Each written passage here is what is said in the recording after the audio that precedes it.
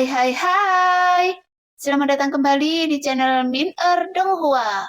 Kali ini kita akan melanjutkan cerita Donghua, Battle Troop di Heaven. Nggak pakai lama lagi, langsung aja kita ke ceritanya. Yueli, jika Anda sudah sadar kembali, kita harus pergi dengan cepat, kata Xiuyan sambil menatap Yueli, yang matanya telah pulih, bahkan ekspresi ketidakpedulian di wajahnya juga telah menghilang, sehingga penampilannya yang imut kembali lagi. Namun meskipun serangan Suqian Taiyi tidak bisa mengakibatkan luka serius padanya, tapi penampilan Yueli memang penuh dengan kelelahan. Segera, Xiuyan menarik Xiu Yueli dan bergegas menuju formasi bergerak secepat mungkin. Namun saat keduanya baru saja bergerak, tiba-tiba sebuah gelombang serangan yang tak kasat mata tiba-tiba menyelimuti mereka berdua. Dan mereka langsung mengeluarkan banyak darah segar, seolah-olah mereka berdua telah terkena pukulan keras. Sehingga tubuh Xiuyan yang telah mencapai batasnya mengalami banyak patah tulang. Bahkan, darah yang bercampur dengan organ dalam menyembur keluar dari mulut Xiuyan, yang menunjukkan luka di tubuh Xiuyan sangat serius. Karena meskipun tubuh dewa asli memang lebih kuat dari tubuh keabadian dewa, tetapi kekuatan tak kasat mata ini langsung menembus dada Xiuyan pada saat-saat terakhir, yang membuat seluruh tubuhnya membeku di tempat, dan lubang darah besar muncul di tubuh Xiuyan. Mungkin jika Xiuyan tidak terluka sebelumnya, luka seperti itu dapat dipulihkan dengan sangat cepat. Tapi karena Xiuyan telah mencapai batasnya, luka di tubuhnya seperti duri, ada yang menusuk dalam tubuhnya. Namun Xiuyan tidak memiliki banyak waktu untuk mengurusnya sekarang. Jadi dia hanya bisa menggetakkan giginya dan dengan cepat melarikan diri terlebih dahulu. Tuar! Sebuah ledakan keras bergema dari lusinan teratai api murka Buddha 3 warna.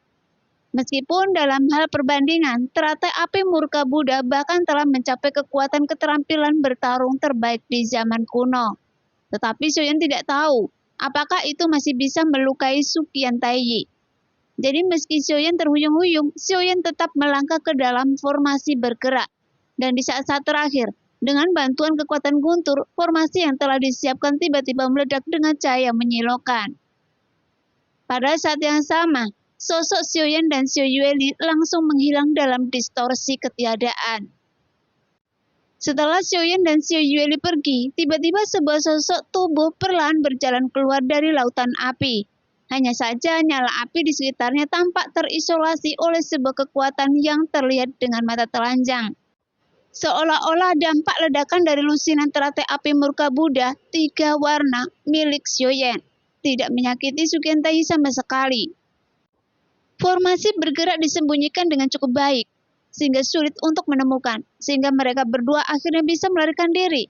Dan gadis kecil ini juga sangat kuat. Jika dia dibiarkan tumbuh, maka dia pasti akan memiliki kekuatan yang luar biasa.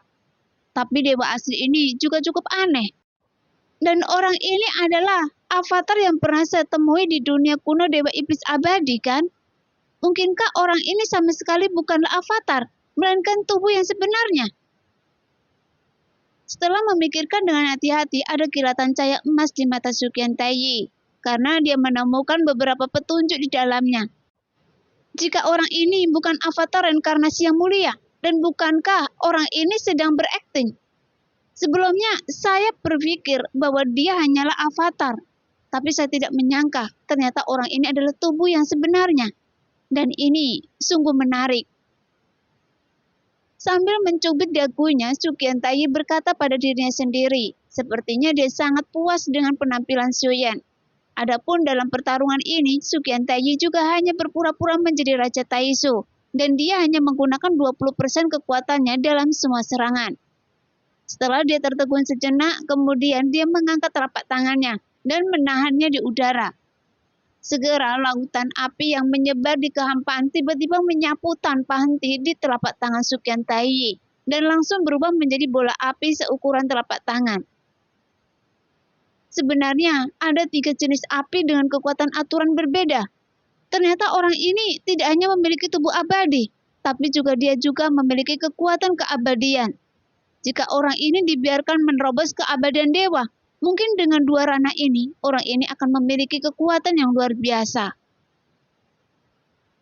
Memikirkan hal ini, mata Sukyan Taiyi tiba-tiba bersinar, seolah-olah dia telah memiliki sebuah rencana yang bagus. Ayah, mengapa Anda tidak membunuh mereka? Sebuah sosok berubah pelangi panjang dan bergegas ke arah Sukyan Taiyi. Kemudian dia bertanya sambil menangkupkan tinjunya di depan Sukyan Taiyi.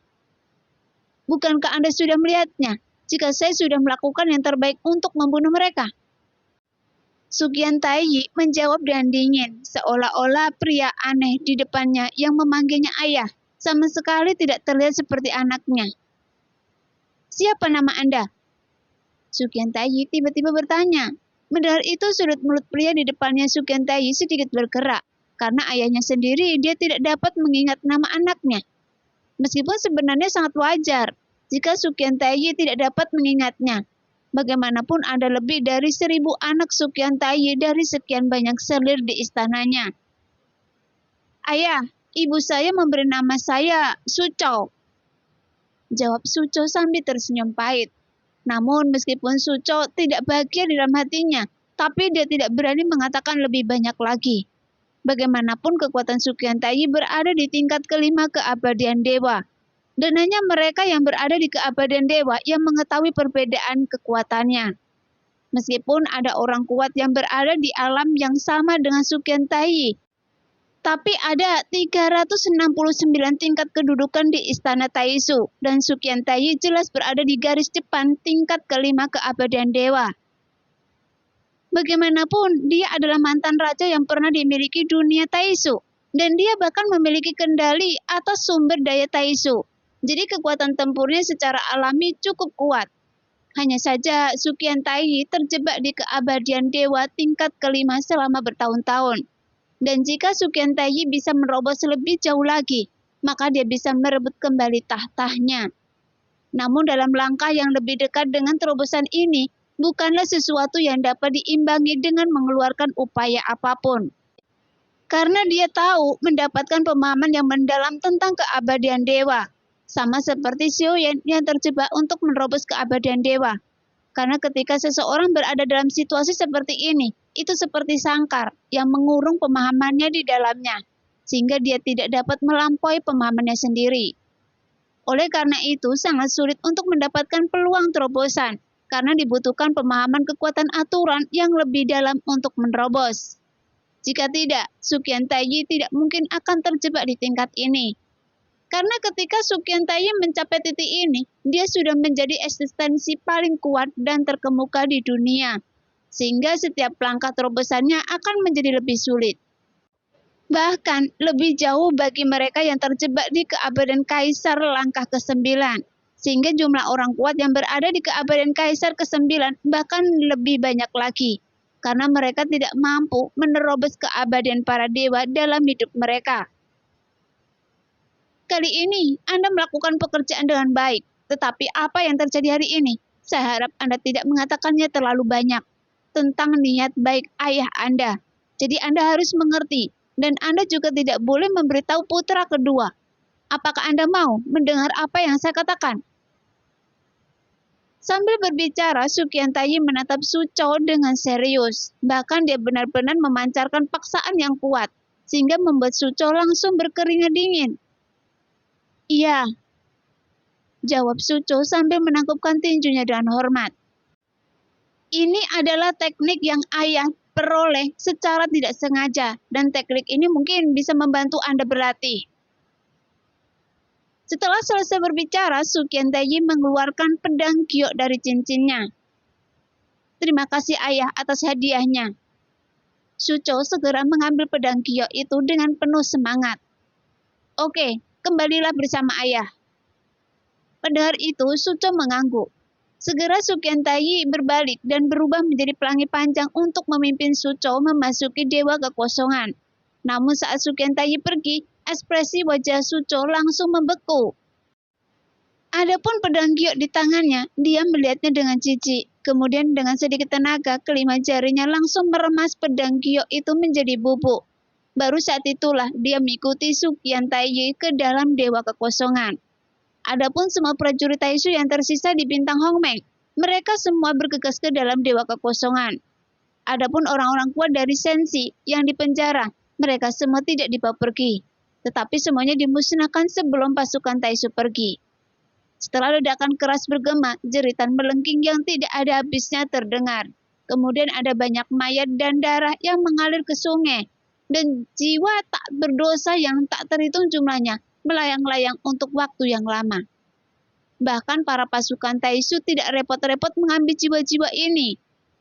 Tiba-tiba ada lusinan berkas cahaya yang meraung, kemudian mengembun menjadi satu dan langsung menembus bintang Hongmeng. Setelah beberapa saat, bintang Hongmeng menjadi gelap dan retakan yang tak terhitung jumlahnya menyebar. Namun hancurnya sebuah bintang pasti akan mempengaruhi kekosongan di sekitarnya, bahkan menyebabkan badai kehampaan di sini. Di sisi lain, di sebuah bintang seputih salju, musim semi sedang terjadi di bintang ini, dan di tengah angin dan salju penuh dengan cahaya yang menyilaukan.